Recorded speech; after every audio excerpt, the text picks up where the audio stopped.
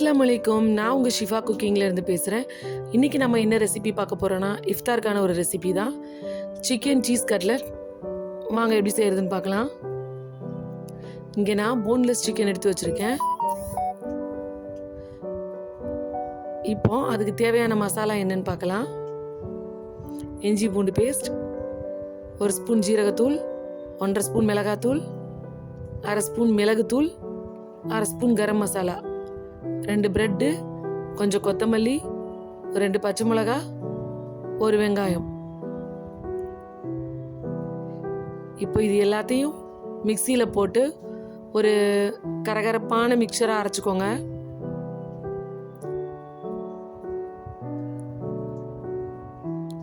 இது பெரிய ஜாருங்கிறனால நான் எல்லாத்தையும் ஒன்றா போட்டு அரைக்கிறேன். உங்களோடது அந்த மாதிரி அரைக்க முடியாதுன்னா முதல்ல சிக்கனையும் அப்போ பிரெட்டு மசாலாவை தனியாகவும் அரைச்சிக்கோங்க.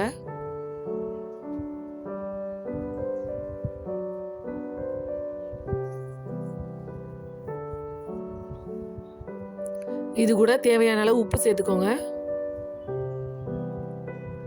பார்த்தீங்களா, இந்த மாதிரி அரைச்சி வச்சுக்கோங்க. மேலாப்பில் கொஞ்சம் எண்ணெய் சேர்த்து அதை ஓரமாக வச்சுருங்க. இப்போ உள்ளே வைக்கிற அந்த ஸ்டஃபிங் ரெடி பண்ணலாம். அதுக்கு புதினா, கொத்தமல்லி, பச்சை மிளகா இது எல்லாத்தையும் ஒரு சின்ன ஜாரில் போட்டு தண்ணி ஊற்றாமல் அரைச்சிக்கோங்க. இந்த மாதிரி கரகரப்பாக அரைச்சிக்கோங்க. தண்ணி சுத்தமாக ஊற்றாதீங்க. அது கூட கொஞ்சம் மயோனைஸ் சேர்த்துக்கோங்க.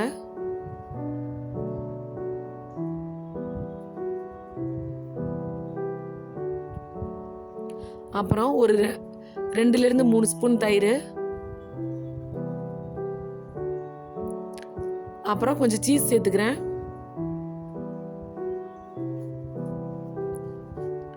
இதில் வந்து சீஸ் சேர்க்குறனால நான் உப்பு சேர்க்கலை. எல்லாத்தையும் நல்லா மிக்ஸ் பண்ணி விட்டுருங்க.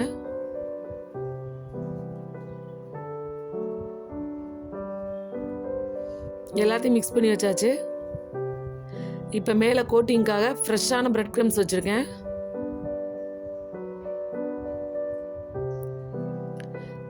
இங்கே ஒரு முட்டையை உடச்சி ஊற்றிருங்க. அதில் கொஞ்சம் ஆரிகானோ சேர்த்துக்கிறேன். அப்புறம் கொஞ்சம் உப்பு சேர்த்து நல்லா பீட் பண்ணி வச்சுக்கோங்க.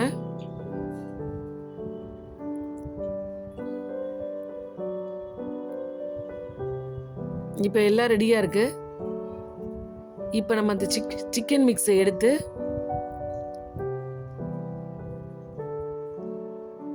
இந்த மாதிரி ஃப்ளாட்டாக தட்டிட்டு நடுவில் கொஞ்சம் அந்த சீஸ் மிக்ஸ் எடுத்து வச்சு அப்படியே கவர் பண்ணிருங்க.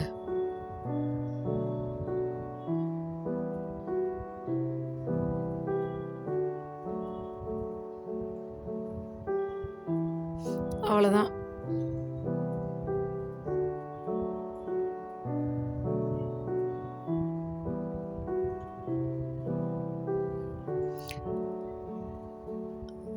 அவ்வளோதான், ரெடி பண்ணியாச்சு. இப்போ இது அந்த எக் மிக்ஸில் போட்டு ஒரு கோட் பண்ணிவிட்டு அப்புறம் பிரெட் க்ரம்ஸில் போட்டு ஒரு மிக்ஸ் பண்ணிடலாம்.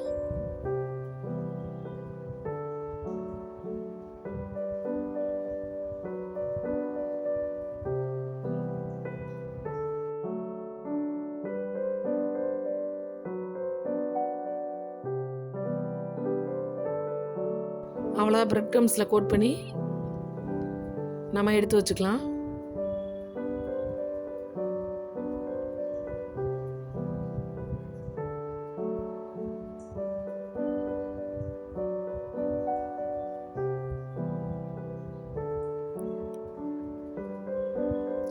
இதே மாதிரி நம்ம வச்சுருக்க எல்லா சிக்கனையும் கட்லட்டாக ரெடி பண்ணி வச்சுக்கோங்க.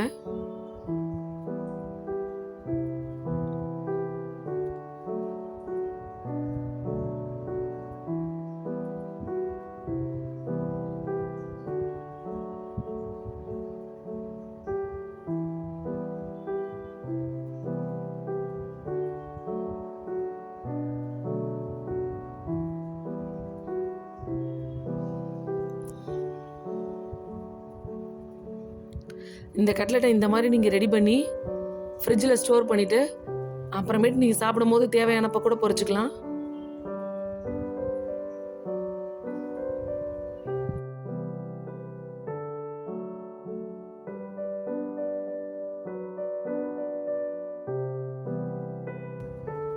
அவ்வளோதான், கட்லெட் ரெடியாக இருக்குது. இப்போ நான் ஃப்ரை பண்ண போகிறேன். ஒரு கடாயில் எண்ணெயை காய வச்சுருக்கேன். அதில் நம்மளோட கட்லெட்டெல்லாம் எடுத்து போட்டு நல்லா பொரிக்க ஆரம்பிச்சிடலாம். எண்ணெய் வந்து ரொம்ப சூடாக இருக்க வேணாம், ஒரு மீடியம் ஹீட்டு போதும். இல்லைனா போட்ட உடனே அந்த பிரெட் அப்படியே கருப்பாயிரும். அது அப்படியே ஸ்லோ ஃப்ளேம்லேயே நல்லா பொரிஞ்சு வரட்டும். இப்போ நம்ம அதை திருப்பி போட்டுக்கலாம். ஃபுல்லாகவே அதையும் மீடியம் ஹீட்லேயே வச்சுக்கோங்க, கரெக்டாக வரும்.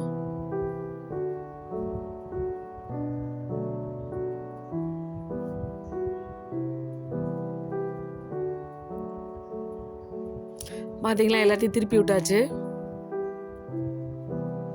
இன்னும் கொஞ்ச நேரம் அந்த பக்கம் நல்லா கலர் வரட்டும். இந்த கட்லெட் வந்து சாப்பிடும் போது மேலே நல்லா கிறிஸ்பியாக, உள்ள சிக்கன் நல்லா ஸ்பைசியாக, அந்த சீஸ் வந்து நல்லா ஜூஸியாக இருக்கும். உங்களுக்கு சாப்பிடும் போதே 3 வித டேஸ்ட் கிடைக்கும். நீங்களும் இந்த ரெசிபியை உங்கள் வீட்டில் ட்ரை பண்ணி பாருங்கள். உங்கள் குழந்தைங்களுக்கும் ரொம்ப பிடிக்கும். ட்ரை பண்ணி பார்த்துட்டு எப்படி இருந்துச்சுன்னு எனக்கு கமெண்ட் பண்ணுங்கள்.